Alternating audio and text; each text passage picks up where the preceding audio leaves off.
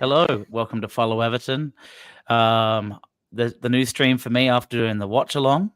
It might be the set might look familiar, but it is indeed Basil. Basil, how you doing?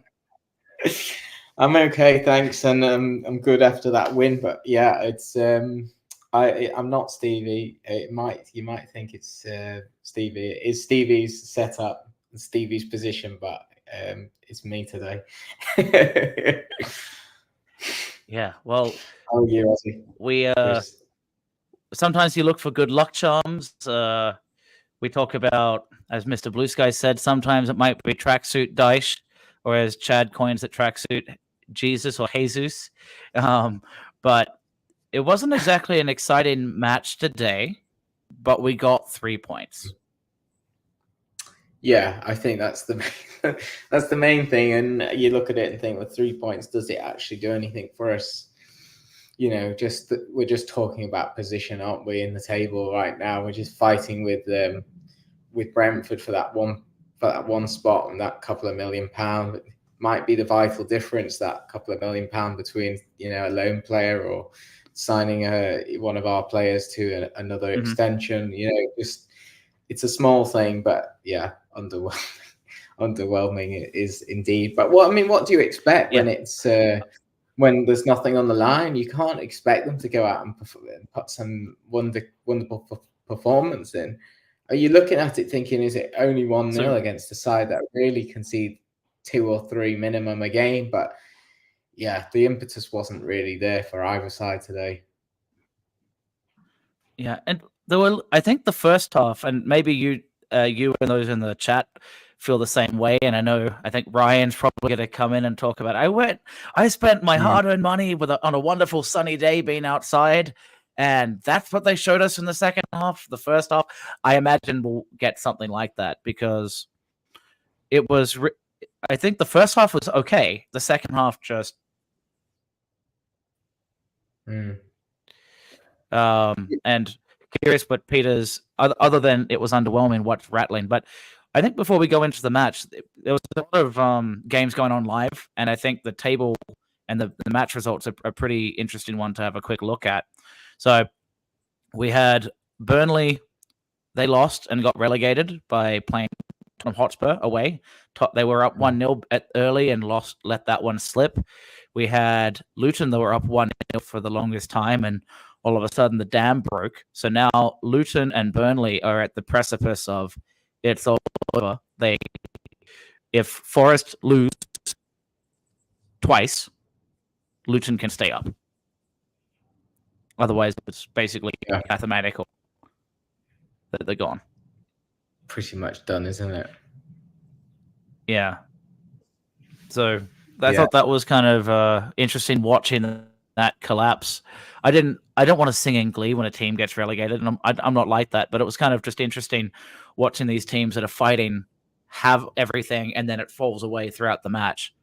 Both being away fixtures against teams that actually were, I suppose, West Ham weren't fighting, but Tottenham were. So Burnley officially relegated today, and Luton all but mathematically eliminated today and going back down to the championship. I mean, they're playing a West Ham team, Luton, that have been in really poor form of late, and the manager who's leaving, and they still can't win that game under all that the stress they're under to perform, and they lost 3-1. I mean, it's pretty much writing on the wall for them.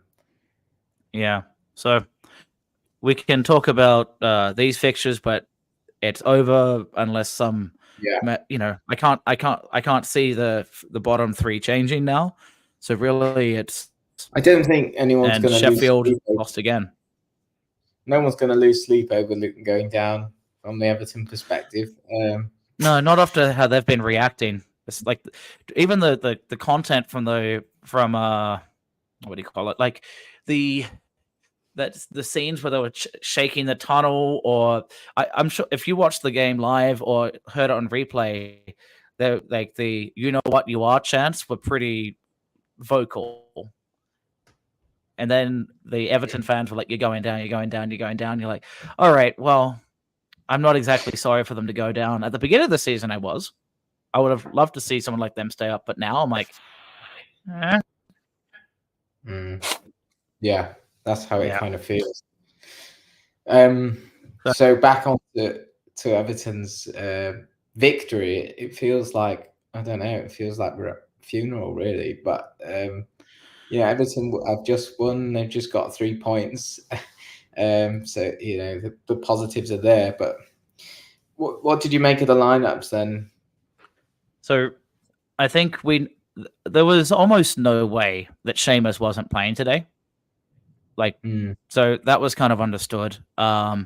We had Ashley Young at left back instead of Ben Godfrey, which I don't agree with. I think Ben Godfrey's actually really proven himself, especially playing right back with Harrison. They've started to actually improve, even if they haven't scored goals from that side. What I also noticed, of course, was James Garner got kind of pushed to the right side. So I was trying to figure out, is it because of Everton's bench and that Harrison wasn't available? Because Yeah, Harrison wasn't on the bench today. I don't know what happened, but he he's wasn't in injured. the squad. So maybe it was an injury, maybe it was an illness, but that was very unannounced on what happened there. Maybe we'll hear it in the press conference on what went wrong. Picked up an injury which will keep him out of the season. But I mean, there's only 2 games, so yeah. When you say season, it doesn't mean much anymore. Yeah, he's finished now his loan spell. I mean, that'll be another question, isn't it? What happens with him? But you're right, Seamus Coleman. I think a lot was made of this, and will it be his last game at Goodison or last in an Everton shirt? And he's only started 7 games this season. He's not really played that much, but he was obviously a big focal point round the dressing room, round the club. Yeah, you're right. Ben Godfrey's unlucky there. But I think Coleman offers you something slightly different at right back. He's got experience, and he's certainly got more of an attacking mindset when he gets the ball. He's going forward and making runs and linking up. And yeah, I think he just can offer a bit more, even though his legs are not quite the same as they were. No, and I think that was a key point, because you could tell he knew what he wanted to do today. He would actually sometimes go up on the wing, sometimes cut through the middle. His crosses and his through balls were not really up to par, but he held himself okay. So, and you watch when you watch the beginning of the match, very quickly, and for like the first 2 minutes, Sheffield were coming on to us, and it was all through Cameron Archer, and it was a lot of focus from Cameron Archer, at least from me, and I'm curious if you saw it the same way. Cameron Archer knows that Coleman doesn't have the pace. So Coleman was getting done again and again and again and again. And Branthwaite was doing a stellar job knowing that Tarkovsky isn't fast enough to cover him. Branthwaite was coming through and collecting and mopping up everything for a while. And then it just kind of died off from them. Yeah. I thought, he did. Branthwaite was really mopping up. But I think also you can consider the impact of having James Garner there. He's not Harrison. He's not probably gonna try and beat a man. And he's a different type of winger. He's not a winger at all. He's a midfielder. So maybe he's thinking of Perry Coleman, for that little attacking part of his game, and let James Garner drift inside. Yeah, and that was something else that I noticed, and it seemed to. Maybe we talk about it more as we can talk about it a little bit more once we get to the second half too. But the first half, Dwight McNeil was either a left winger or he was joining Abdoulaye Doucouré in the number 10 position, and Ashley Young was therefore advancing more like a wing back, very advanced. The second half, the left wing just had no energy, no ball movement through that side. And then all of a sudden, James Garner got in, was really active, chasing, doing a lot of running, and he would come inside and allow Coleman to be out wide right. So they seemed like they swapped that tactic between first and second half somewhere.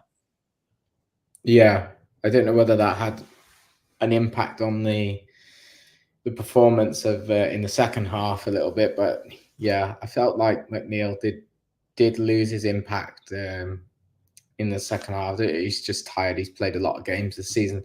You can't really blame him at this point in the season for not being quite on it. But the main thing was getting the job done, wasn't it, today? So should we talk about through the game? Should we first half thoughts? Or Yeah. So Everton were, go ahead.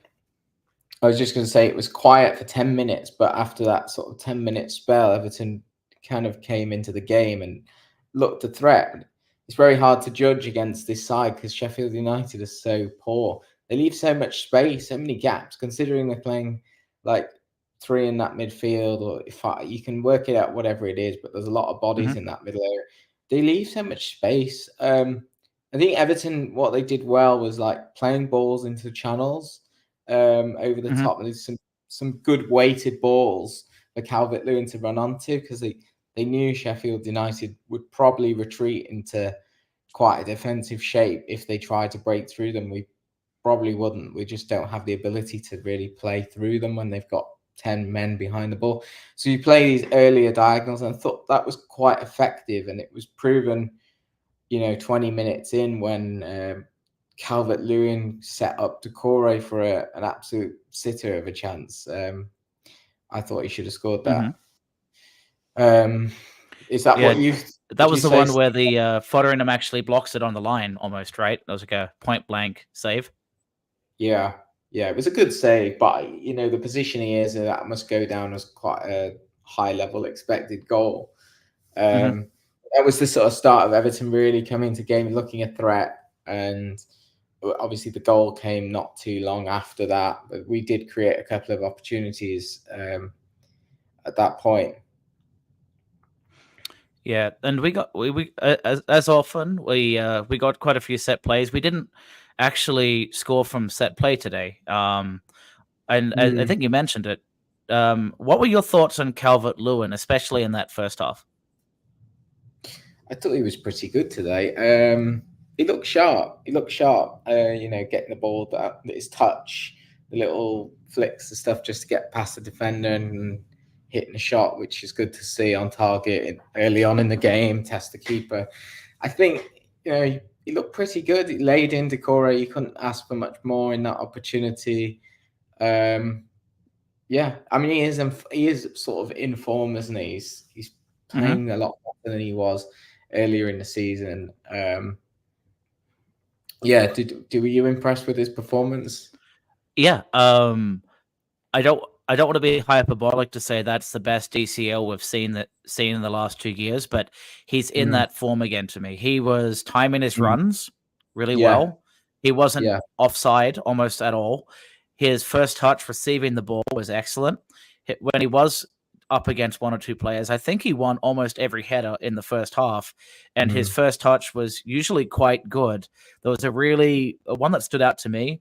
It was like up kind of by his hip height. He jumped out, and then he kind of used his foot and pushed it out to James Garner in the air. And it was like, we haven't seen this for a while. So he was especially present on the right side, which allowed for Everton's left side to be kind of open through Ashley Young and Dwight McNeil. And the goal that we did end up scoring was when Dominic Calvert-Lewin swapped sides all of a sudden, because they're used to him giving Jack Robinson all kinds of problems, and he went to the left channel. McNeil gets him in, and that's when we scored the goal. So, yeah, do you want to talk us through what the goal and what your thoughts were on that? Yeah, I mean, you're pretty much right. I mean, I knew the goal was going in before it happened, because unfortunately, watching in the UK, the blackout. So my the sound was about three or 4 seconds ahead of the picture. In the end, I had to turn the sound off because it just did my nut in by the second half. But I had the goal spoiled. But I mean, these days VAR usually spoils the goal anyway, so it's not a big deal. But it was a good move, as you described. It come down the left, and then it was Calvert-Lewin who put that ball in for Decore, and it was pretty easy to head it because the keeper was away from his line at that point. So it was a well worked goal. Yeah, I think we should be scoring more really against them. If you look at 6 shots on target, I've struggled to think back to where those 6 on target were. And if I can't think about the opportunities, it can't have been like gilt edge chances. the one obviously from Decore just before that should have been a goal, and the goal that was a goal was a goal. So I think 2-0 might have been more reflective of the chances we created. Yeah, and I think that's fair. I think in that first half, we earned about 2 goals but didn't convert them, and the second half was just garbage. Same story. But though, I wanted to highlight there was a particularly good passage of play. Again, it sort of came down the left. I think it involved Ghana Gay, Onana, Calvert-Lewin, flicks, tricks. First touch football. That's what you want to see. A bit of urgency. Play it through the line, through the middle. Flick it. Run onto it.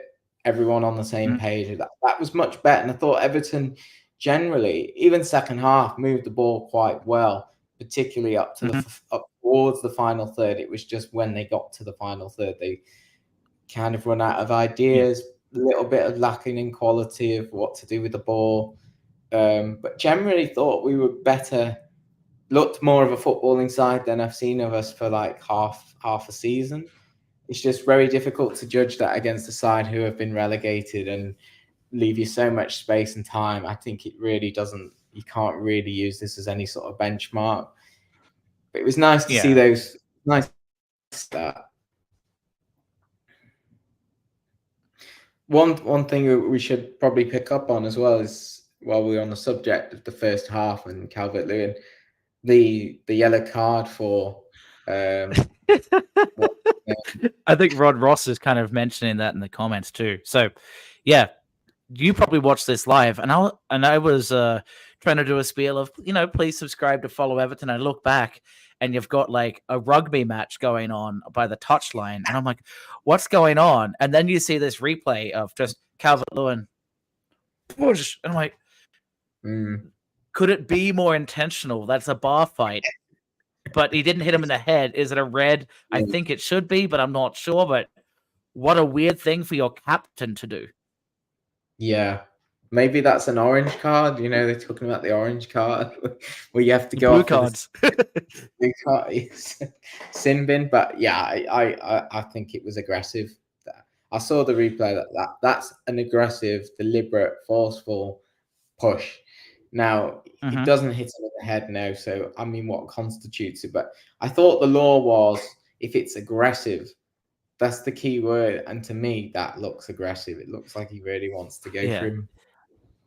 But there's certain things where it's like the technicality of aggression is tricky, but we think it's a red, they think it's a yellow, probably. But then again, you have the Decore ever so slightly touches the eye of what's his name last year, who won the Oscar for Best Supporting Faller in Harry Kane. Remember that one?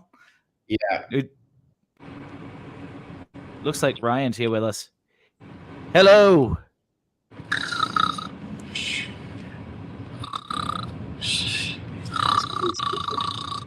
I was right not to make the 200-mile trip, Ryan.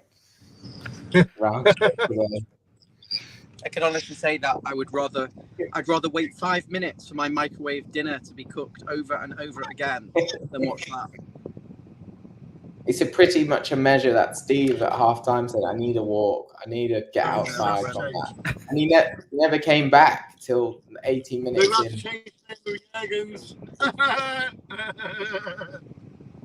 What's Max? They're going to have to change that name, aren't they? When you drive off, I'll shout out the window. What's going on? Are you in town? So, let's go. Let's go. You lost the league at Goodison Park. You lost the league at Goodison Park. Brilliant. Klopp's bar. Were they all wearing red outfits, or is it just the known area where the cop end live? It's a bar for the pub was called Jurgen's. It's a Popeye pub. Sorry, I'm trying to get these things off. Have you come to share some valuable insights on the performance? What insights? I was saying to my friend who's sitting next to us at the game, I said, poor Chris from Australia's So No way. did you cut out, or is that just me? I was saying to No. the guy sat next to me, I said, Paul Chris is doing a watch along. Oh my.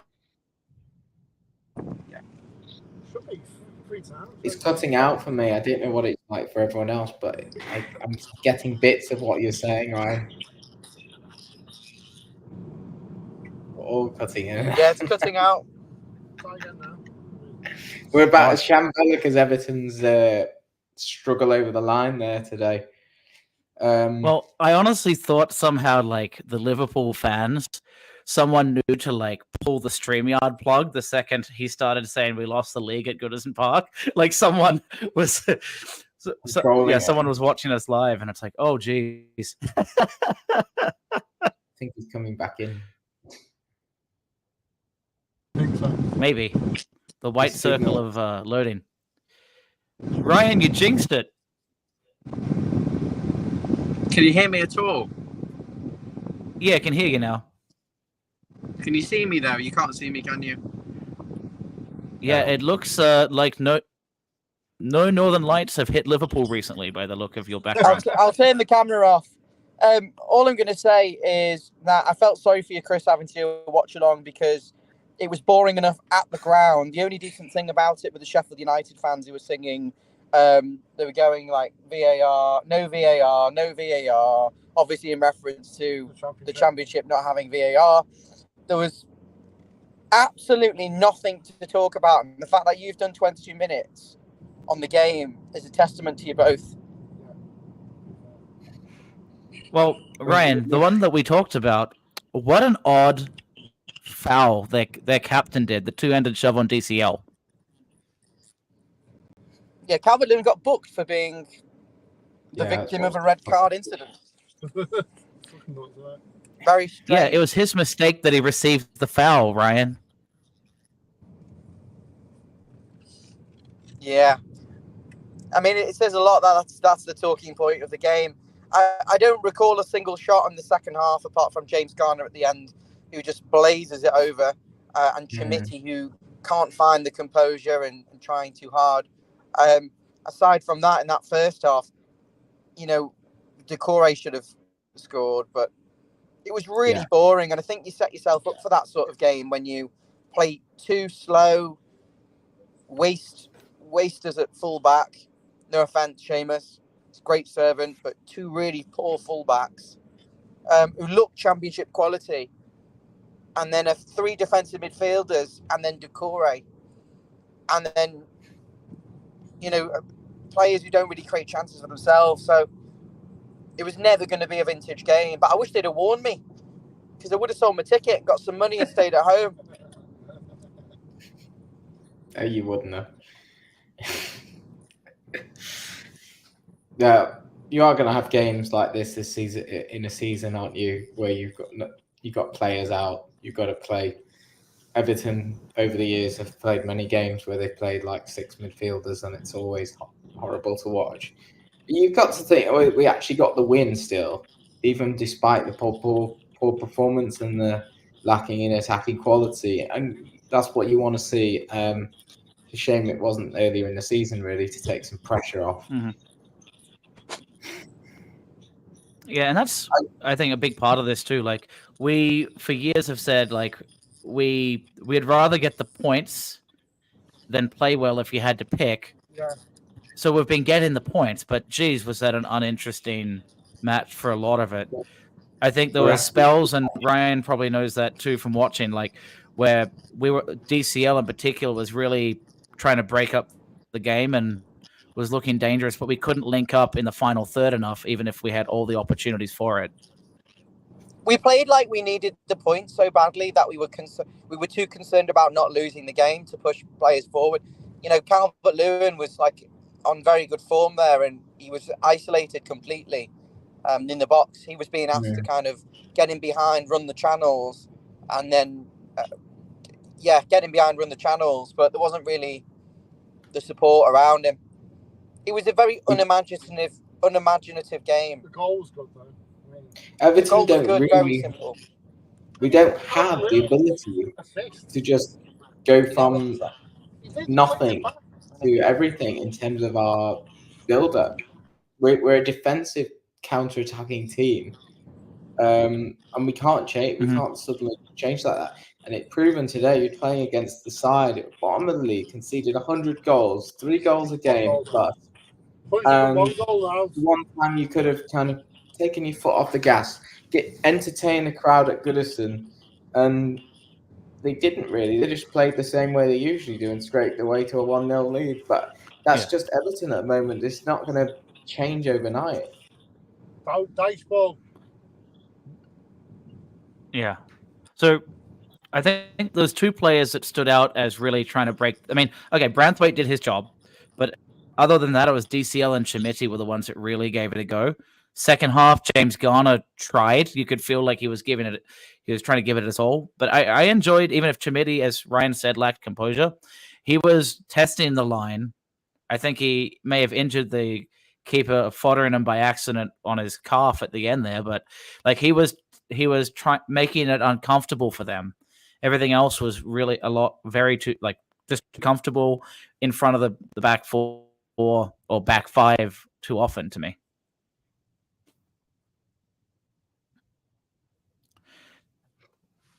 Yeah. The one thing I would say, Kaziri, was I think there was almost too much patience. Even if the composure was better, that's where I would kind of say, like, yeah, there was a few times we had to take composure, but like the Doucouré chance, the keeper was right on you. There's nothing about kind of like composure. He hit the ball on target, but it's like he wasn't the best in the Premier League to find a gap there when the keeper's charging you. But a lot of the times we would play it around, look really nice, and didn't get that final ball. They gave us the midfield a lot of the time out of possession, and we didn't do enough with it. What did you think about Onana today? I think he had a good performance. I did. I think he was where he needed to be. He was putting tackles in. His passing was okay. I didn't look at it and go, he's been fantastic. But he hasn't played either for many weeks, really. So I think it was a solid performance from him. It was a solid performance from most of the team. It just wasn't revolutionary. We are a better side than them, and we just got the job done by playing okay. Yeah, and I think Onana stood out to me not by saying he was excellent, but you noticed his presence on the pitch a lot more today. He was trying to break through the lines. Not well. He would overhit stuff. He was trying to do through balls, almost always over poor weighting on them. But you could tell he was trying to make the game happen, and he had some really good sliding recovery challenges. There was a shocking back pass. I think this was in the second half now, where Doucouré passes it, and it was almost like a suicide ball. And like there's a bunch of players. I think it was either Brereton, Diaz, or Archer trying to go in and goal, and he does this like kind of recovery save, and you're like, there's a reason why not many players in the Premier League can pull that off, but a lot of players in the Premier League can pass better than him or go forward better than him in the same position. If you're talking the Declan Rices and that level of Rodri, he's only young, isn't he? Really, he's 22. He can develop that. I mean, Rice did not have sort of footballing ability that he does now. When I first saw him play, he's got a lot better, and now he's taking free kicks and corners, and he can pick a pass on Onana. He can spray it out, but it's inconsistent. But as you say, he has a positive mindset, and he's so good at those recovery tackles. He's strong, he's big. I just don't think he'll be here much longer. I think Everton, if they are to sell a player, he's the one for me that I'm volunteering to get the most capital for the least loss of value to the side, which would be a shame. But he's Belgium international. We've got to probably hope that Belgium do quite well in the Euros, and he's starting and stuff like that. And if we are to sell him, it sounds like we're going to have to sell. I'm afraid of when he says we're going to have to sell players, not player, because I don't want to lose more than one key big player, really, if we have to. Right. I just on the subject that we were talking about the possible red card incident. I just think this highlights what VAR is bad at. VAR is used to, they'll check the incident. Somebody's in a room somewhere else. They go, oh, it's probably, I'm not going to overturn it because it's sort of between a yellow and a red. I just prefer the ref to just consult the monitor and make his own decision, but you can't do that without them. Basically, you've told them, consult the monitor and have a look for yourself.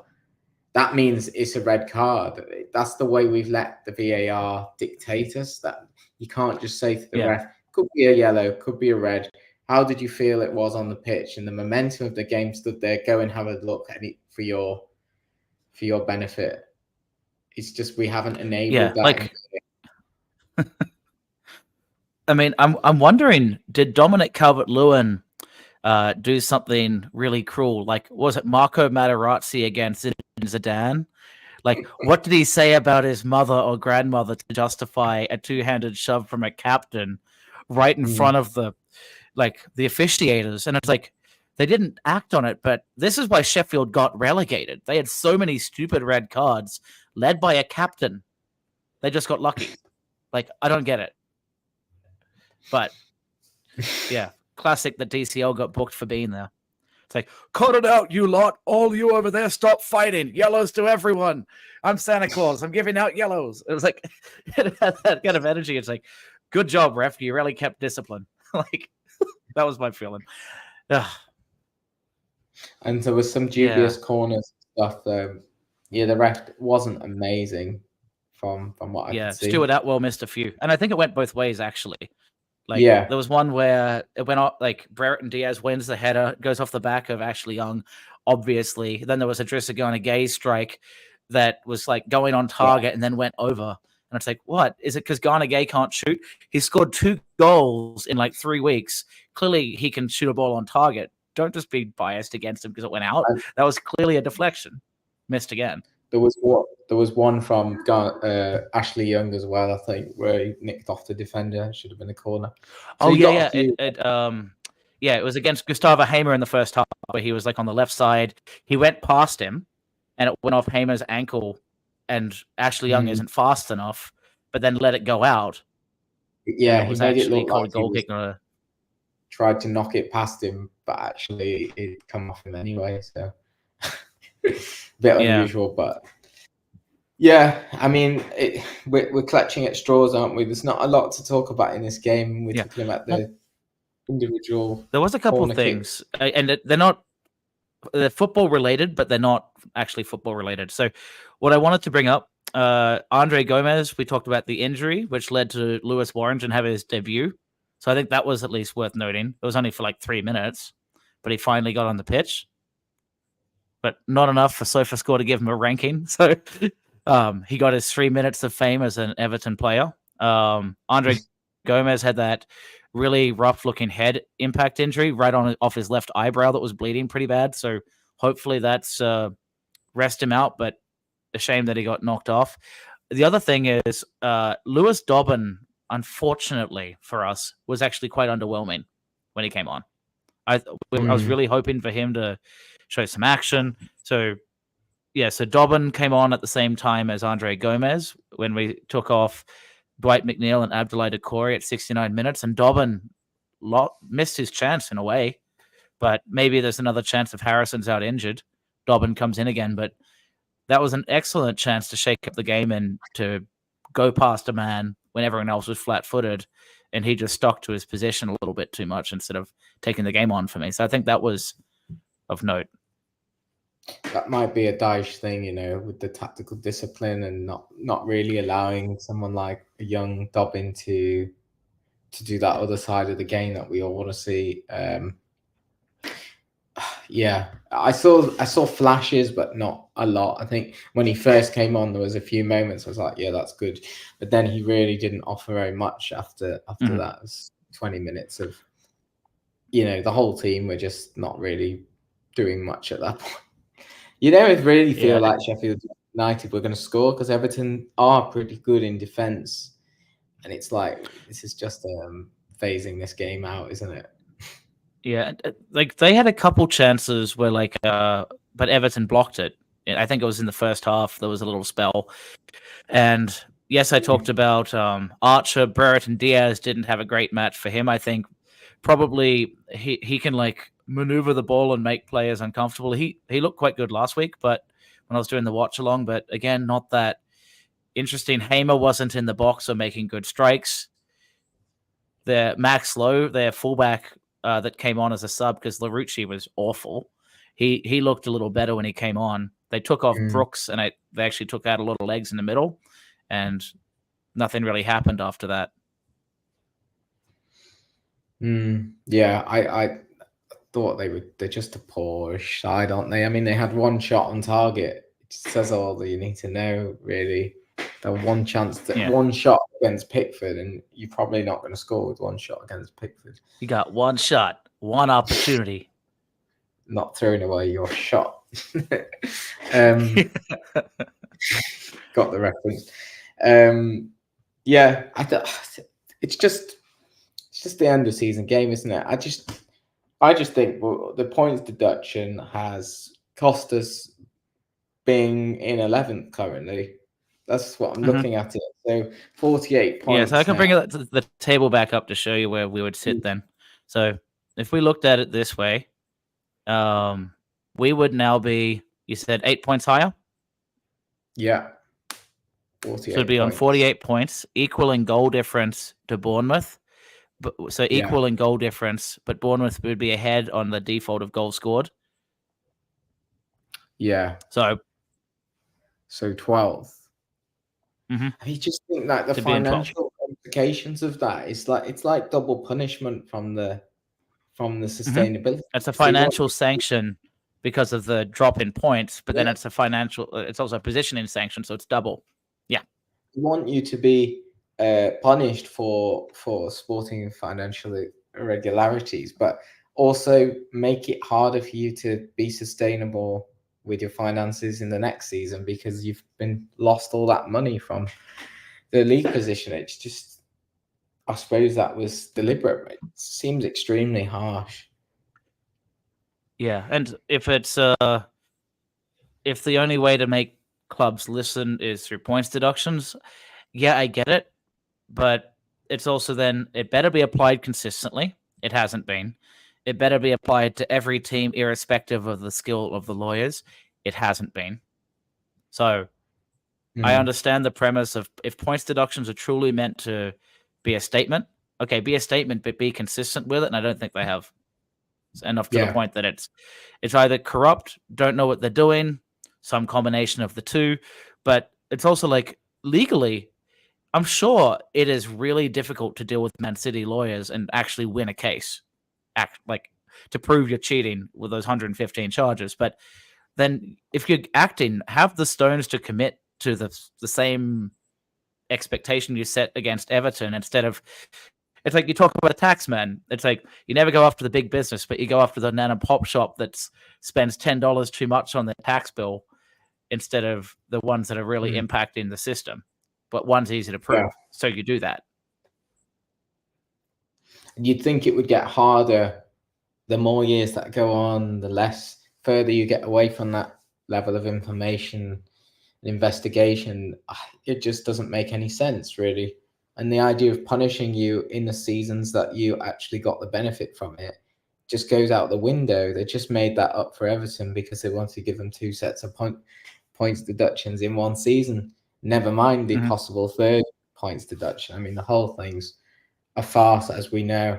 But, you're looking now, 48 points. That's a that's a pretty good return. We probably will not get anything from Arsenal. Historically, we never do. And they need to win that game to win or have any chance in winning the title. So, you would have taken that. But at the start of the season, there's no way any Everton fan wouldn't have taken 48 points. It's like 10 extra points than you actually need.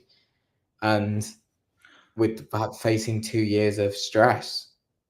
But the problem is moving forward, it feels like we're just going to have another season of the same due to the financial situation. Yeah. And there's some interesting side dialogue that I'll jump in and from the chat here. I'll probably mention. But so let's say Everton get an extra 8 points right now. That is equivalent to was it 3 additional positions, and it's not always, it's per year, it varies, and it's subject to it's like a discretionary payout, but usually it's about 3 million a position. So you're talking a £9 million right now when we need it that could have been added, which would be equivalent of maybe 150 grand a week of annual salary to players, or like where you would put into like, so Dele Alli is probably two positions in the league table, or 6 mil, 5 to 6 mil, right? And then you have someone in the 50 to 60k, maybe someone like a Idrissa Gana Gueye. That's the value of paying those players on annual salary just by the points deductions right there. So we could afford that much more, or that's how much you lose on So players. 75k a week. Yeah, I'm trying to think how that would average out, but yeah, 9 mil divided by 56 or whatever it is. Yeah, it's 170k lost a week. Yeah, on wage, which is huge. And you Yeah. talk about we want to have good players that shake things up. And yeah, what Peter's been bringing up, and I think it's between Peter, Rod, Kevin, and some others, part of the challenge right now is I don't think Dyche is going to help develop the squad. He's going to keep things afloat. So if you want to change the status quo, Dyche won't do it. But if we're desperately in need just to make sure we don't get relegated while we sort up the ownership model, start to pay off some of the interest on these loans, so we're not just bleeding out and trying to staying afloat, and all your money has been on interest payments instead of actually adding value back to the club. That's the kind of stuff where we need to fix. If someone can come in, buy us out, that's not 777, then all of a sudden that can get better. But you then would need to have either the youth development system is different, better, or you have someone that isn't Dyche to let people play. Because Warrington only played today because he subbed off all available midfielders, and then Gomez got injured unexpectedly. So it wasn't a planned appearance for Warrington, who's been on the bench the entire season, from my memory. So how do you develop your players? Under 21s isn't what it used to be. A lot of it, like the contrast to first team, is not there. So then you better have enough squad depth to send your players out on loan. We don't.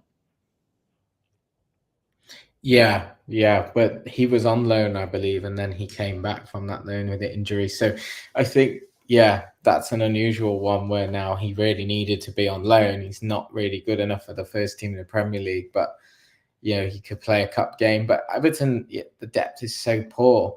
I mean, Everton, it's not going to change going forward very much, let's be honest. Even if we sell a player, it's going to be used to balance the books, pay for the stadium, and maybe bring in some sort of replacement.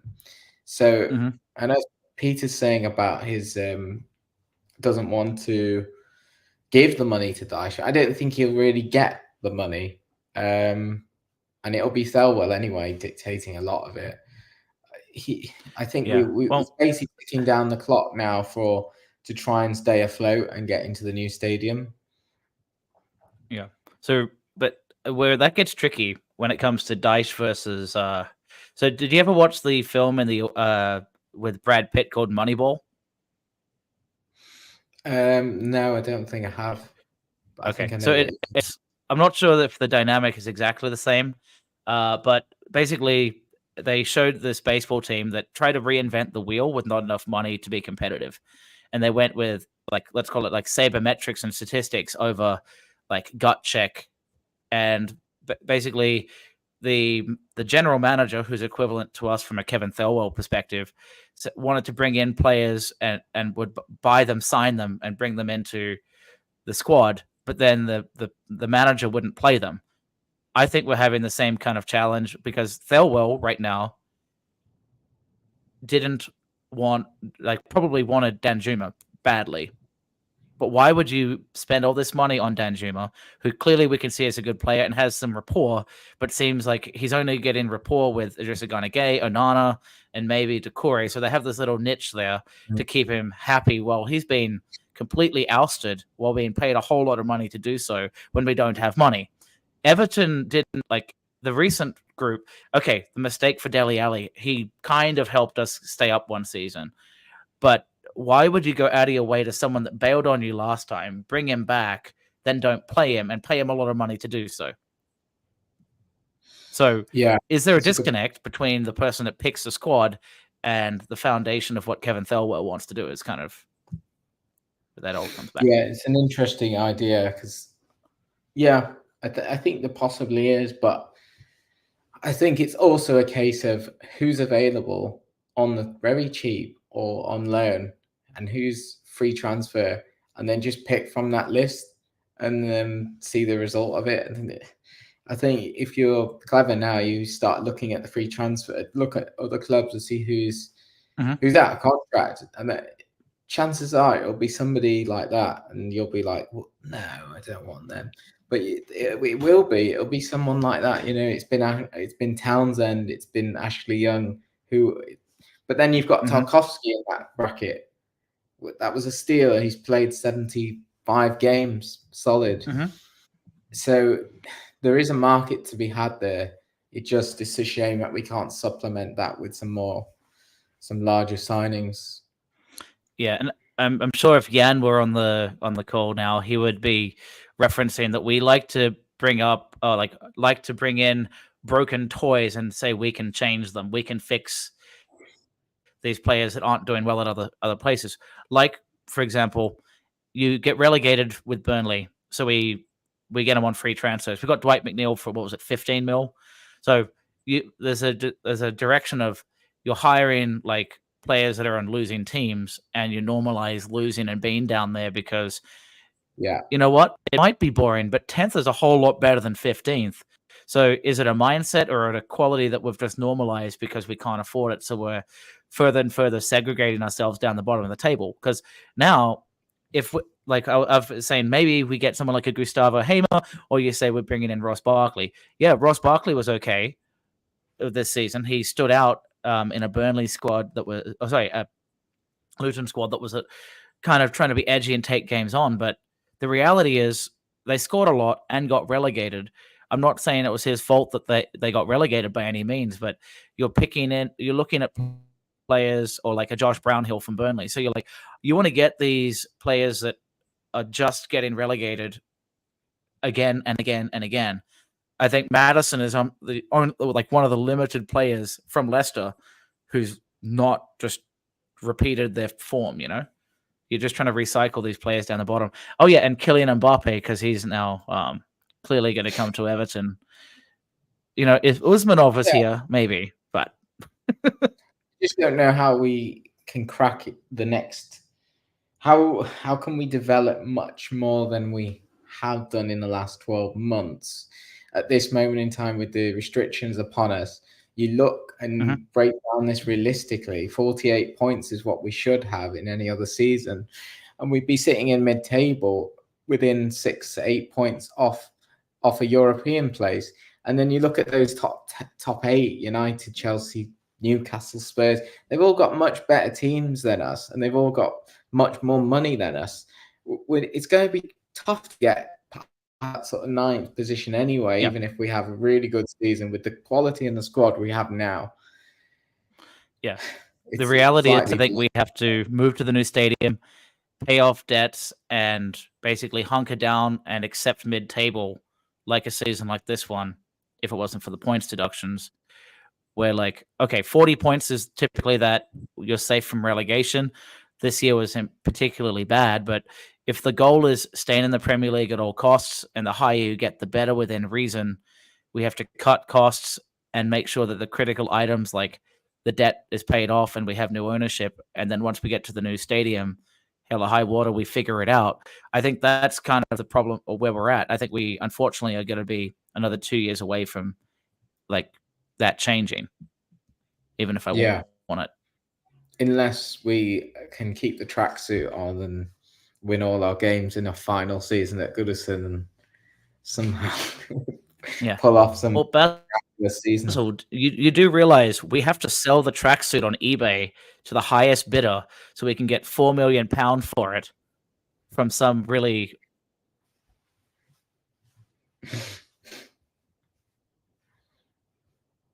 Is it my Wi-Fi?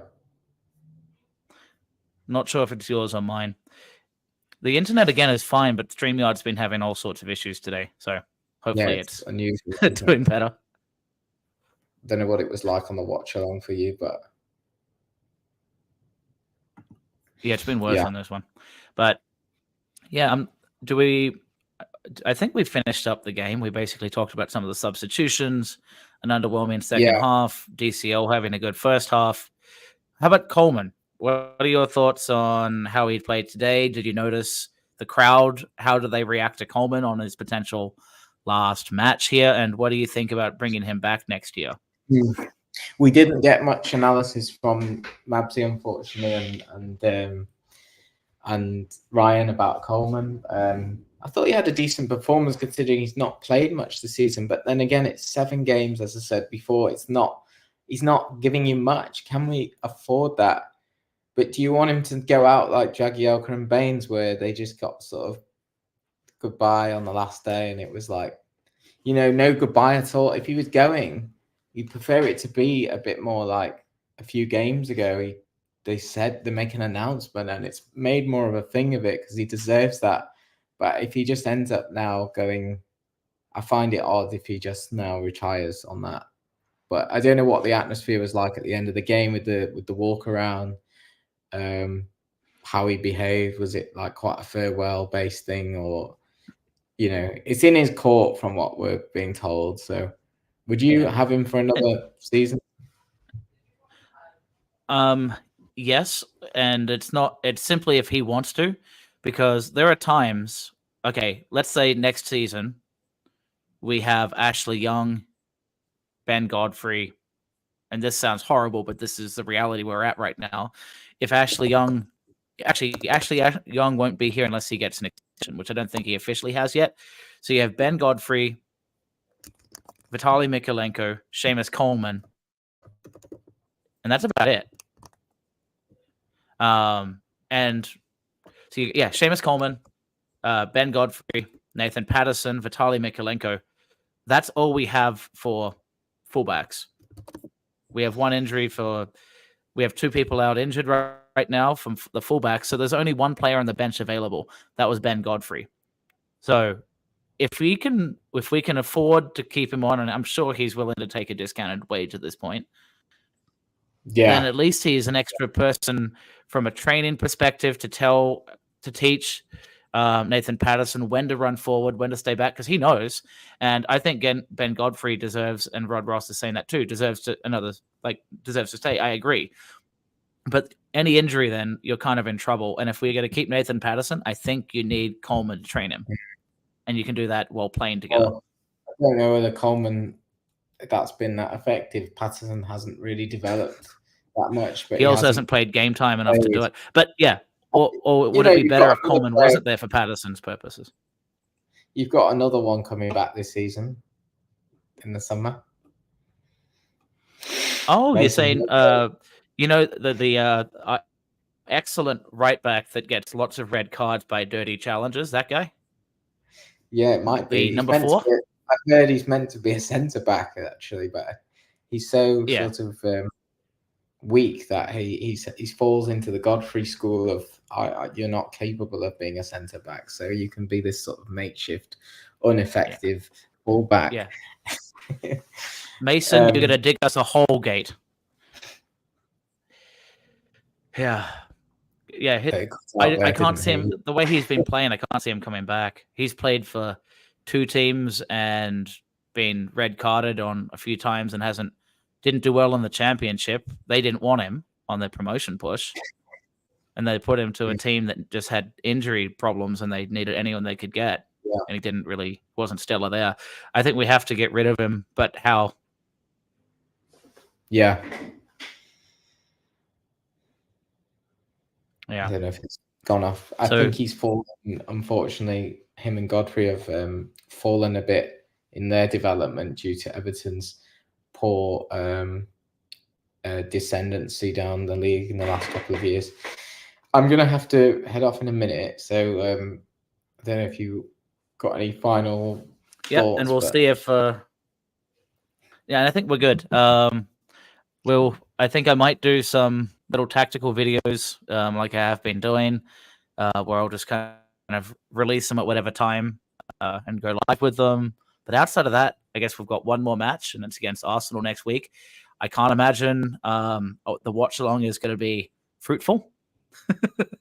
I see that being a bad fixture, and all of a sudden, Dobbin and Warrington get the start with Chimiti, and everyone gets rested, and you're like, "What are you doing?" But who knows? But I have a bad feeling about next week. But look, we're up, and I'm sure we're gonna have a lot of commentary as 777 buyout, lack of buyout, new ownership questions come in, and we have Euros to look at. So maybe we do some watch-alongs with Euro stuff. It's still early days, but at least it's starting to settle down. But David, so life's a bit relaxed, which is great for a Merseysider. Enjoy the sun, enjoy the summer. Refreshing. We've got 24, 25 degrees today, so we're having our day of like pre-summer. Just going to go out for the team felt on the beach. So right. Well, nice to see you. I think that's it for us, everyone. Yeah, thanks everyone for sticking with us for that hour after such a boring performance, let's say. Yeah. And enjoy your evening. And up the Toffees, ? Yeah. All right. Bye, everyone.